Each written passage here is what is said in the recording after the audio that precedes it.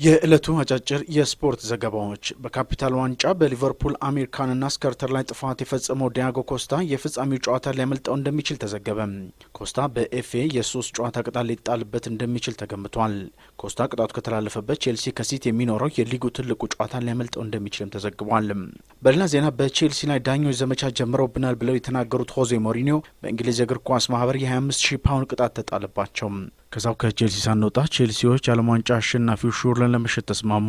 በዎልፍስበርግና ቦሩሲያ ዶርትሙንድ የሚፈለገውን የዓለም ዋንጫ አሸናፊ ሹርለን በመሸጥ የፍሎሬንቲና ሁዋን ኮርዶድን በ26.8 ሚሊዮን ለመግዛት ተስማምተዋል። ቼልሲዎች ኮርዶድን በቅዳሜው የሲቲ ጨዋታ ለማስመዝገብ በጣም ተቻክለዋል። ማንቸስተር ዩናይትድ በኤፍኤ ካፕ አራተኛ ዙር ከካምብሪጅ ዩናይትድ ጋር ላለበት የመልስ ጨዋታ ትኬት የማይቆርጡ ደጋፊዎችን የዓመታዊ ትኬታቸውን እንደሚያግደው አስጠነቀቀ። በሳምንቱ መጨረሻ የሚደረገውን ጨዋታ 50 ፓውንድ ከፍለው ወደ ሜዳ የማይገቡ ደጋፊዎች ቀጣዩን የኦልድ ትራፎርድ የሚደረገውን የሰንደርላንድ ጨዋታ ማየት እንደማይችሉ አስታውቋል። በስፔን በትላንቱ የኮፓ ዴልሬ ጨዋታ ባርሴሎና አትሌቲኮ ማድሪድን ቢያሸንፍም ምሽቱ ግን በርካታ ድራማዎችን አስተናግዷል። ቶሬስ በ39 ሰከንድ ግብ ማስቆጠር በቻለበት ምሽት ራውል ጋርሲያ በቀይ ወጥቷል። ምሬንዳ በራሱ ላይ ያስቆጠረ ግብ ባርሳን 2-2 ስታደርግ ቱራን ጫማውን በረዳት ዳኛው ላይ ወርውሯል። ባርሳ በድምር ውጤት 4-2 አሸንፏል።